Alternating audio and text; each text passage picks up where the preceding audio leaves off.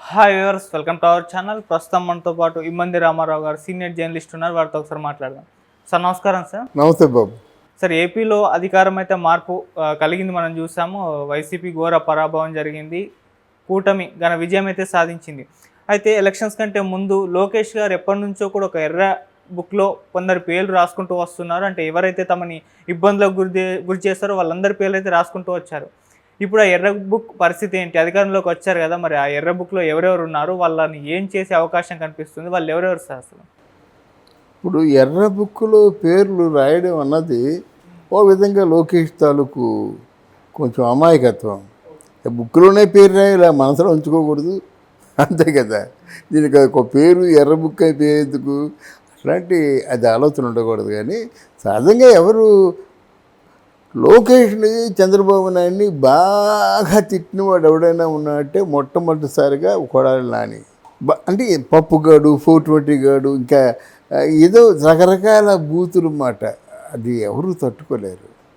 ఆయన ఎర్రబుక్కులో ఉంటాడు, ఆయన ఉన్నాడు లేడని చెప్పినప్పుడు కూడా ఉంటాడు. దాని తాలూకు పర్యవసానం కోడిగుడ్ల దాడి. కోడిగుడ్ల దాడి కాదు, నువ్వు రాజకీయ సన్యాసం చేస్తా అన్నావు కదా, రారా బయటికి అంటున్నారు కడుపు పడినటువంటి తెలుగుదేశం అభిమానులు, జనసేన వాళ్ళు. జనసేన ఎంత ఘోరంగా మాట్లాడాడండి, చిరంజీవిని ఎంత ఘోరంగా మాట్లాడాడండి. ఒక పొరుగు వ్యక్తి అతిథిగా వచ్చాడు రజనీకాంత్, అక్కడ హీరో ఇక్కడ జీరో, తాటింకు అలాగా చీకేసినట్టు ఉన్న జొత్తు వాడు అని ఇంత అసహ్యంగా మాట్లాడితే ఆయన ఎంత నైస్గా సమాధానం చెప్పాడు. కుక్కలు అరుస్తూ ఉంటాయి, మనం పోవలసిందే, అర్థమైందా రాదా అని అంత నవ్వుతూ మాట్లాడి సమాధానం ఇచ్చి గుండెలు పగిలిపోవాలి ఎవరికైనా సరే. అంటే ఇక ముందు కొడాలి నానికి గవర్నమెంటే యాక్షన్ తీసుకుంటుంది అనుకోను నేను.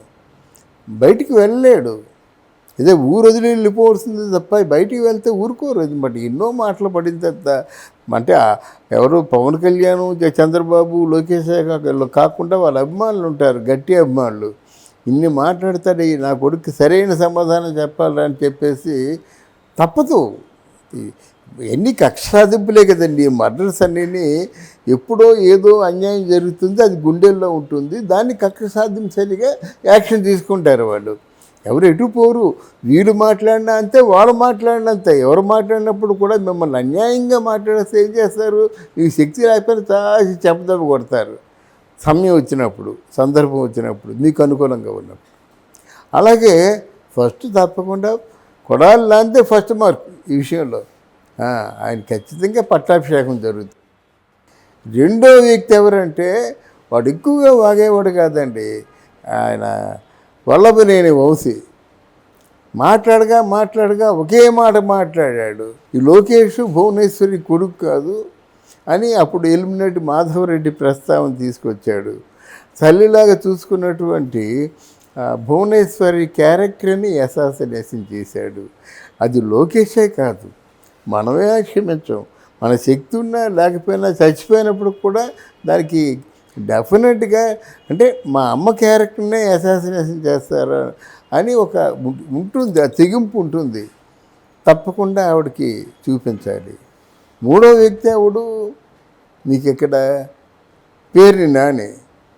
ఏదైనా జరిగితే చాలు ప్రెస్ మీట్ పెట్టి చెప్పేస్తారన్నమాట.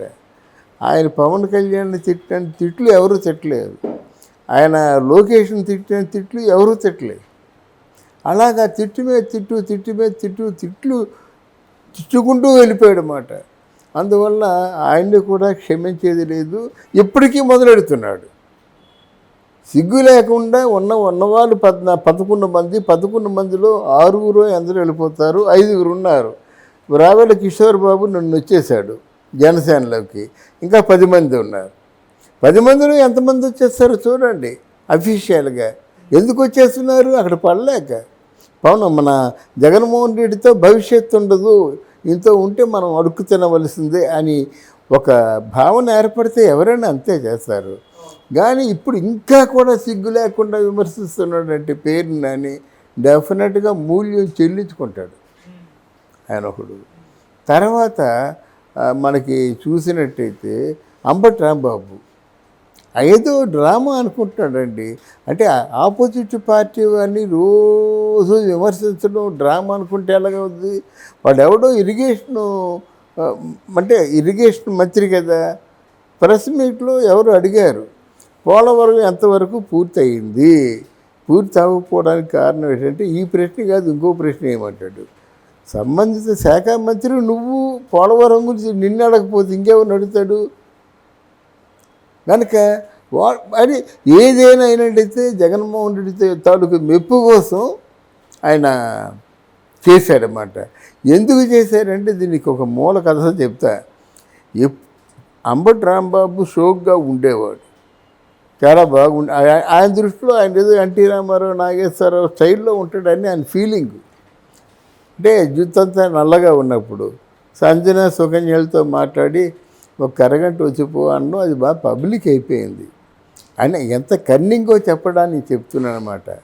అది బాగా స్ప్రెడ్ అయిపోయిన తర్వాత ఇమీడియట్గా ఏం ప్లాన్ చేశాడు, నాకు ఈ వయసులో ఇట్లాంటి ఆలోచనలు ఉంటాయా చెప్పండి బాబు అనడానికి మొత్తం జుత్తంతా పెంచేశాడు, గడ్డలు పెంచేశాడు, ఏదో రాఘవేంద్ర స్వామిలా గెటప్ ఇచ్చాడు అనమాట. నీ మనసు మాకు తెలియదా, నువ్వు జుత్తు గడ్డలు మెరిసిపోతే మాత్రం నీ ఆలోచనలు అలాగే ఉంటాయి కదా.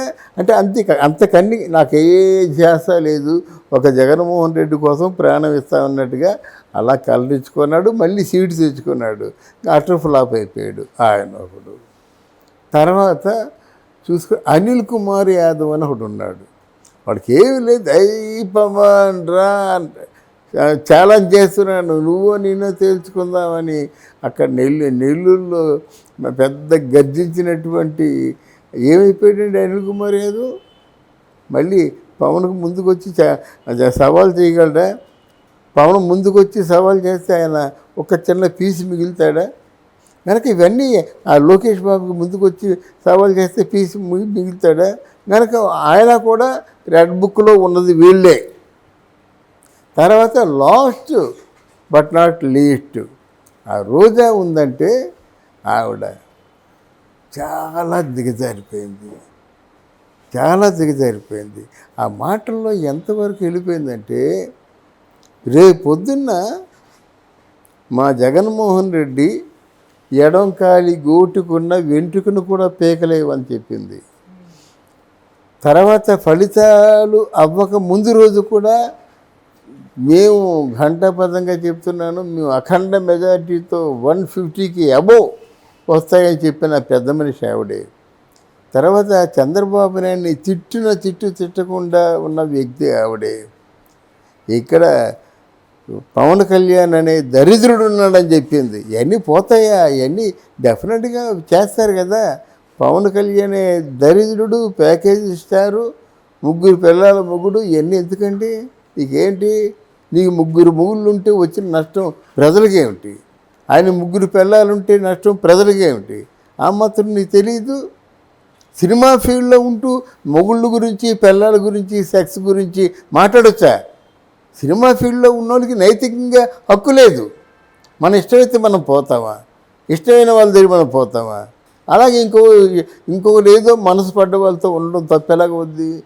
పైగా న్యాయపరంగా ఉన్నాడు, 3కి అన్యాయం చేయలేదు. మొదటి వ్యక్తికి జీవితాంతం కష్టపడితే చిన్నప్పుడు కూడా సరిపోతుంది. రెండో భార్యకి కూడా అన్యాయం చేయలేదు. ఏదో అభిప్రాయ భేదాలు వచ్చాయి. ఆయన నీతిమంతుడును కొంచెం స్వచ్ఛత గల మనిషి కనుక అభిప్రాయ భేదాలు ఉన్నప్పుడు మళ్ళీ మనం ఉండడం వేస్ట్ అని మనం విడిపోదాం, ఫ్రెండ్స్గా కలిసి ఉందాం అన్నాడు. Where is wrong in it. మూడవది విడిపోయిన భార్య పిల్లలు దిక్కుమాలడం వల్ల రోడ్డు మీద తిరగడం లేదు కదా. ప్రపంచం గర్వించే స్థాయిలో రేణుదేశాయి, పవన్ కళ్యాణ్ నిలబెట్టారు. అలాగే కాన్వకేషన్కి వెళ్ళినప్పుడు ఎక్కడ మీ ఫాదర్ అంటే బాధపడతాడు కదా. కాన్వకేషన్లో తల్లి వచ్చి మీ నాన్న ఎక్కడంటే బాధపడతారు కదా.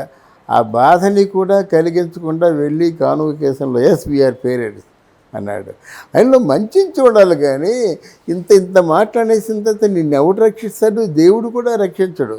ఒకటి December 31 బెంగళూరులో నువ్వు తాగి తందనాలు ఆడుతుంది అందరూ చూశారు.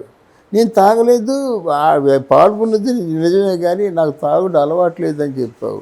ఇది సినిమా వాళ్ళు ఎవరు నమ్ముతారండి చెప్పండి. ఎందుకంటే మనం గొంగలి మీద తింటూ వెంట్రుకలు ఏరుకోవడం ఎంత కష్టం చెప్పండి. గొంగలు అంటేనే వెంట్రుకలతో తయారు చేసింది. అక్కడ అన్నం ఉంది తింటున్నాం, అయ్యో గొంగలి మీద తింటూ ఒక్క వెంట్రుక కూడా నేను అంటుకోకుండా తింటున్నానంటే ఎంత నిజమో.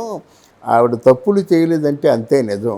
తప్పులు చేస్తే చెయ్యు, కానీ ఇతరుల్ని విమర్శించడం ఏంటి, ఇతరుల్ని మానసికంగా గాయపరచడం ఏంటి, తప్పు కదా. అవును. మరి అక్కడ పనిష్మెంట్ ఉంటుంది కదా, ఎర్ర బుక్కులోనే రాయవలసిన అవసరం లేదు. ఇవన్నీ తప్పనిసరిగా చూసేయమాట. రైట్. అందువల్ల లోకేష్ బాబు తప్పకుండా ఆ నాన్నకి ఆయనకి అదే రిఫరెన్స్. ఆ నాన్న ఎప్పుడు ముందుకు వెళ్ళిపోతాడు, బాగా టూ మచ్ ముందుకు వెళ్ళిపోతాడు. మన నిర్మోహం చెరువుని తప్పిస్తానంటే ఇక్కడ ఇల్లు కాలిపోద్దిగా. దాని గురించి ఆలోచించి మిగతా దాని గురించి ఆలోచించు. అది ఆ పోలవరం కూడా అలా అయిపోయింది. పోలవరం ఉవ్వెత్తున సాగింది, అది పూర్తి చేస్తే బాగుండు. మిగతా వాటి మీద కూడా అక్కడ విశాఖపట్నం ఎంత బాగా తయారు చేస్తారు తెలుసా మీకు? 120 అడుగులు రోడ్డు, ఐటీ హబ్బు, కొండ, ముందుకు పచ్చని చెట్లు, ఎదురుగా సముద్రం, చల్లని గాలి. అక్కడికి వచ్చినటువంటి ఏ ఫారినర్ కూడా వదలడు. వాళ్ళ ఆరోగ్యం కోసం 1000 కోట్లు పెట్టి పరిశ్రమ తెచ్చుకుంటారు, ఆరోగ్యంగా బ్రతకొచ్చని చెప్పి. అటువంటి వాటన్నింటినీ క్రియేట్ చేశాడు. కానీ ప్రజల్లో ఒక ఏంటంటే ఒక నమ్మకం కానీ ఒక ప్రోత్సాహం కానీ ప్రజా జీవితంలోకి వెళ్ళలేదు, ఓకే, ప్రజల దగ్గరికి వెళ్ళలేదు. ఈయన ఏదంటే వాలంటీర్లని అదని ఇదని ప్రజా జీవితంలో మంచి ప్లాన్ అది. అది అఫీషియల్గా చేస్తే మంచి ప్లాను, అన్అఫీషియల్గా చేశాడు. మీకు 5,000 రూపాయలు కిరాయి ఇస్తాను, మీరు పని చేయగలరా? నెలంతా పని చేస్తే 5,000.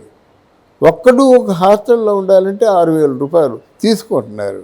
మరి ఫ్యామిలీతో ఉన్నవాడు పనిచేసి ఆ నెల అవగానే 5,000 తీసుకుంటాడు, ఏం బ్రతుకుతాడండి? ఇట్లాంటి దుర్మార్గ పనులు చేసిన వాళ్ళందరూ కూడా డెఫినెట్గా ఎర్ర బుక్కులకు ఎక్కుతారు, వాళ్ళు చేస్తారు. అయితే నా కోరిక ఏంటంటే దాడులు సమాధానం కాదు, లీగల్గా వెళ్ళండి, లీగల్గా పనిష్మెంట్ ఇవ్వండి.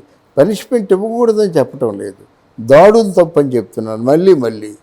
లీగల్గా వెళ్ళండి. వాళ్ళు పనిష్మెంట్ లేకపోతే తప్పు ఎలా తెలుసుకుంటారు? కనుక లీగల్గా వెళ్ళండి, పనిష్మెంట్ లేకుండా మాత్రం చేయదు. తప్పు చేసేవాడికి ఈవెన్ మీరైనా సరే తప్పు చేసేవాడిని క్షమించకండి.